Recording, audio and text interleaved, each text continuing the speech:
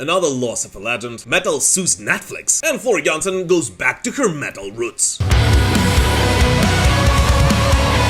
Metal is life and well, so let's see what keeps it going today. Here you go. Demon Hunter sues Netflix. A lawsuit that I definitely did not have on my 2026 bingo card. Christian metal band Demon Hunter are suing Netflix and AEG Presents over the K-pop Demon Hunter's name, arguing that it infringes on the Demon Hunter trademark that the band has been using for over 25 years now. What?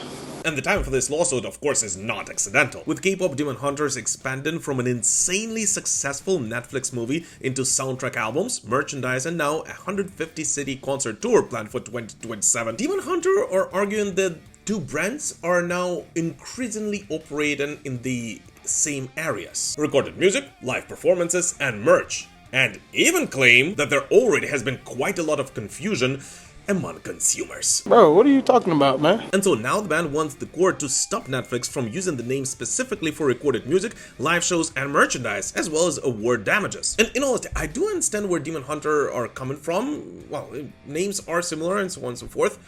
But at the same time, I just have to point out, two of my oldest daughters are huge fans of K-pop Demon Hunters. Like, huge ones. But I really do not think that they became such because they were looking for some Christian metal on Netflix and accidentally started watching that show.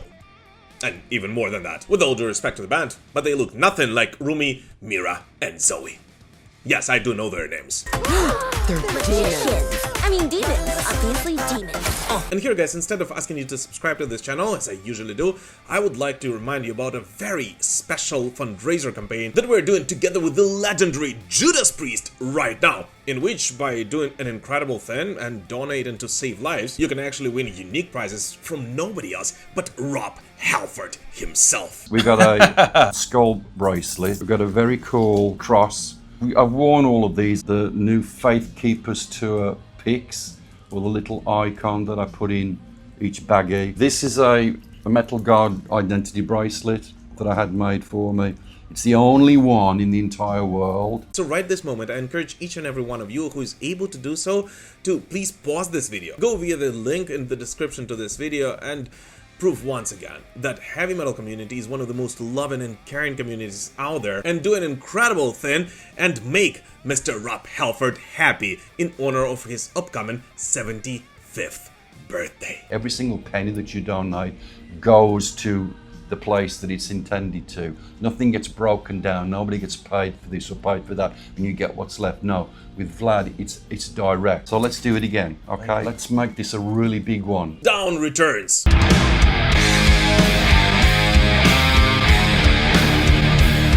The Southern metal veterans, fronted by Pantera's Phil Anselmo, have finally stopped teasing their fans and announced their 5th studio record.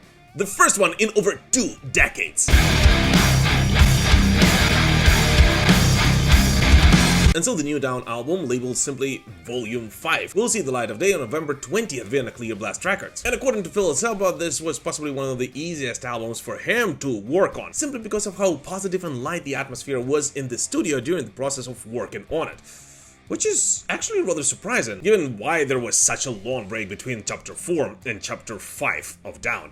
But nevertheless, alongside this announcement, Down also released the first single of the upcoming album, and in my opinion, well, they definitely did not reinvent the wheel on that one, and this song is basically exactly what Down fans could expect from their favorite band.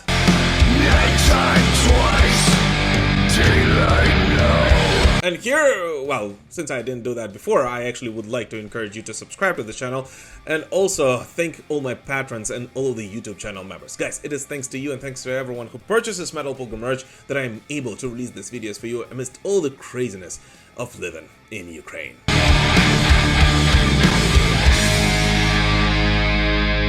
Devin Townsend's Insanity.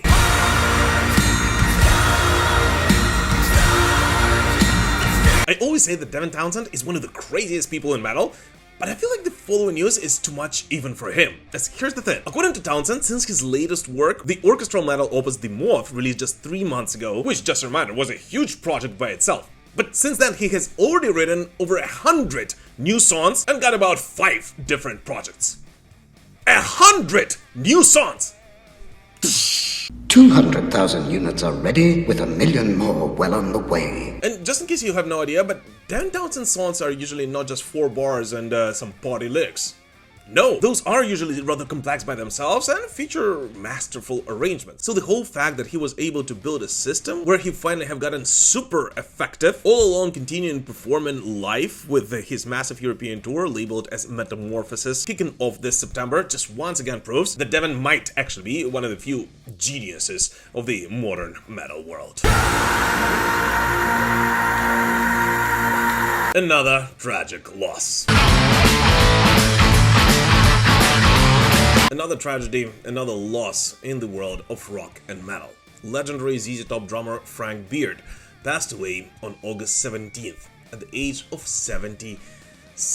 According to the official statement, Frank Beard died at his ranch in Richmond, Texas, all while in hospice care shortly after he was forced to step away from touring with the ZZ Top because of undisclosed health issues. And this, of course, is a huge hit to not only ZZ Top fans, but to all fans of rock and metal overall, since Beard was a constant ZZ Top member since pretty much its beginning and played on every album of this band, with his backbeat becoming an essential and defining element of the ZZ Top sound, which of course had a huge influence on gazillion rock and metal artists around the world.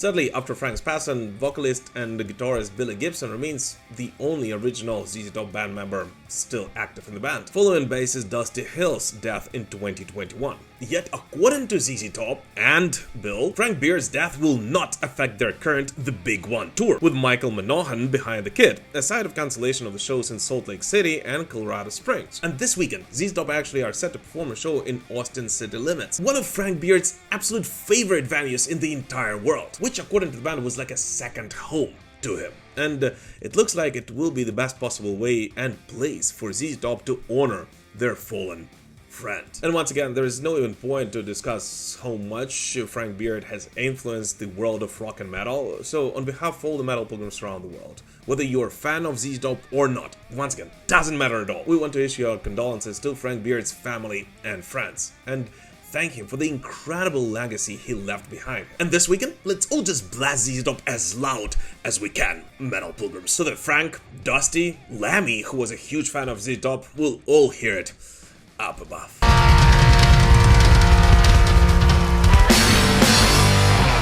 Another time has come for your favorite part of the video, so let's take a look at the 5 latest metal releases from this week, which although did not get their own segment in this video, are still definitely worthy of your attention. Angelus Apatrida released Cycle of Ruin and announced the 3-track EP The Reckoning due on November 19th via Napalm Records. The release opens a new chapter for the Spanish thrashers, who have just signed with Napalm Records after the label had been courting them for years. The band described this new EP as a modern take on the old school thrash that has always been at their core.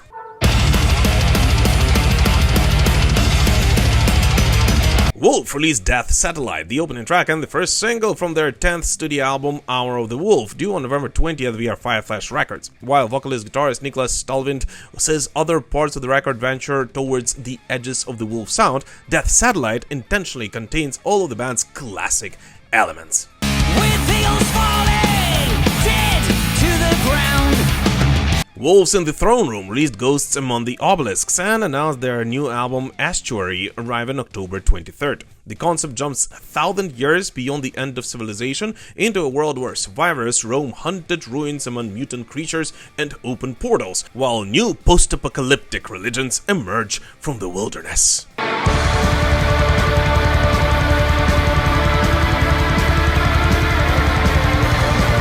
Richie Kotzen released the new solo single Ivory Queen, following another surprise standalone track, Catch a Star, which arrived in May. And despite what the title might suggest, Kotzen makes it very clear that the Ivory Queen isn't a woman. Instead, it's a metaphor for external validation, the approval people continually chase outside themselves. And for now, Kotzen has simply released the song without attaching it to a newly announced album.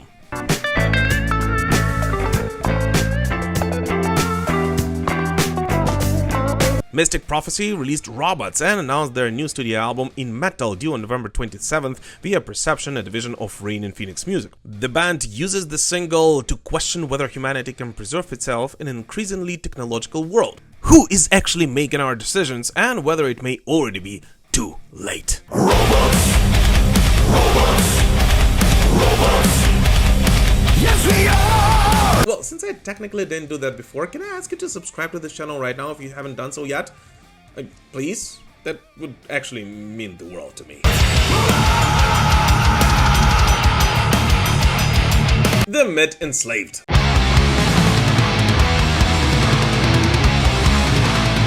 Norwegian extreme Viking metalers Enslaved announced their 17th studio record, titled simply Mid, arriving on October 30th via Nuclear Blast, 3 years after their previous work Heimdall, accompanying this announcement with the release of the first single off of it, titled Solar Will.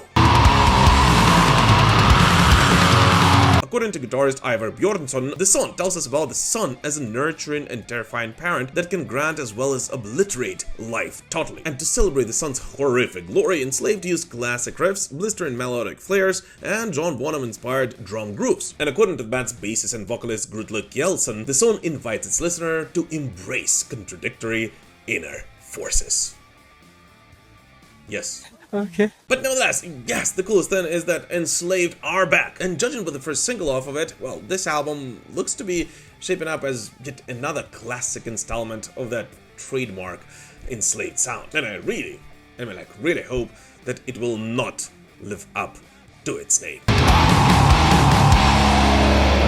Stay strong, Vivian Campbell.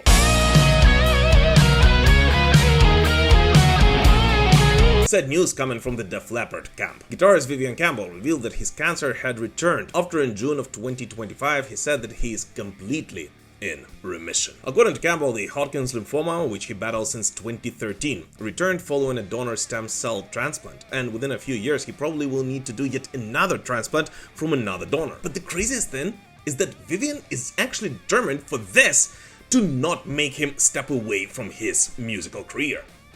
Even more, Campbell is actually determined to continue to perform together with Def Leppard and Last in Line, and even pursue his yet another lifelong passion, rally driving.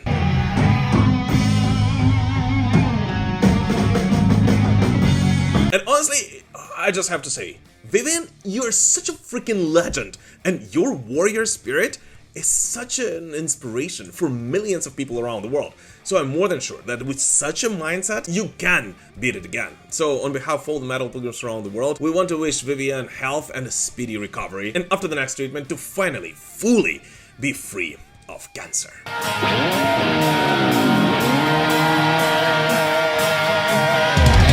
Butcher Babies first without Carla. Some claim it on the way. What a week for new album announcements, and Butcher Babies are actually joining the club, as this week the band announced that they will be releasing their new album titled Nightbloom on October 2nd, featuring 10 brand new tracks produced by Howard Benson. And this will be a rather special album for Butcher Babies, as it will be the first one since the departure of their longtime co-vocalist Carla Harvey, leaving Heidi Sheffert as the band's sole frontwoman, for whom it looks like this record will be an extremely personal one. As here's the thing, according to the announcement, Nightbloom grew out of therapy, where she began confronting suppressed memories involving divorce, heartbreak, religion, suicide, and the loss of a 20-year friendship. Yet nevertheless, this new record, and by the way, a brand new single which they released alongside the announcement, isn't really about suffering. Quite the opposite. It's about surviving it and finding a way to grow in the darkest moments. Sabaton songs about Ukraine.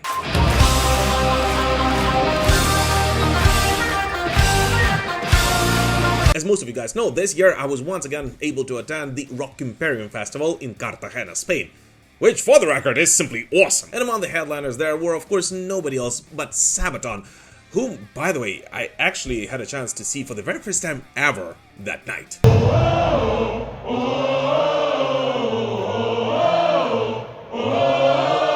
And of course I simply could not resist but to chat with Sabaton before their gig. So in this week's Metal Chat segment, a segment which I just realized we haven't actually done for a while now. Please meet nobody else but Per Sundström of Sabaton. You guys are obviously, you know, a historical metal band. Let's just call it like that. I don't know how to properly call it, and there's no really a specific genre for it. A heavy metal band that talks about history and battles and wars. The history of humanity has been so fucked up, and there were so many wars, and there are so many wars still going on, right? So how do you choose which topic to talk about and which to leave aside? I mean, for us to talk about something, it needs to be history. That's a clear starting point. And something that is going on right now, it's obviously not history, it's current event or something. So there is a line, and then I think it needs to be further back in time as well. And there is no exact time, time span, but it definitely needs to have slipped into history. Okay, so that's why you're specifically avoiding Ukraine war and everything that is going on. Those are current events, so we don't want to touch that. Just to not offend anyone, or? Well, it is not history, and that's why we are kind of just simply, we decided that it's not for us. A full interview with Per is actually already available for all my patrons and all of the YouTube channel members, so definitely do not miss it if you're one of those. And especially that part in which we talk about how Iron Maiden influenced and still continue to influence Sabaton. Cause come on, who knows, maybe 10 or 20 years from today, Sabaton will be the new Iron Maiden of the future.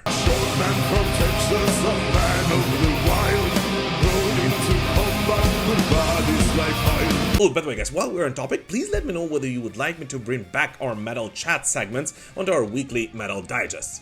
Because you know what? I personally would love to do so on a weekly basis once again. Floor Jansen goes metal again. A piece of news that should make all of the Nightwish fans quite happy. Floor Jansen has announced her second solo album, Hydra's, coming on January 15th, 2027, and this time, she's bringing much more of her metal side into her solo music. From the cry, I hear my name. So, this album will feature 12 brand new tracks, combining down-tuned guitars and layered vocals with the more vulnerable songwriting she explored on Paragon, a direction we can clearly hear in a brand new single she released, titled Bring Me Silence, which in my opinion simply rocks. And alongside this announcement, Floor also announced the 2027 South American solo tour, which on one hand of course is simply incredible news for all the Floor Jansen and Nightwish fans, but on the other hand is not that good of a piece of news for all of the Floor Jansen and Nightwish fans. Because yeah, it's great that we have Floor back on stage next year, but at the same time it also means that Nightwish's indefinite hiatus, they announced not so long ago, will most likely continue at the very least until 2028, if this band ever returns on stage at all.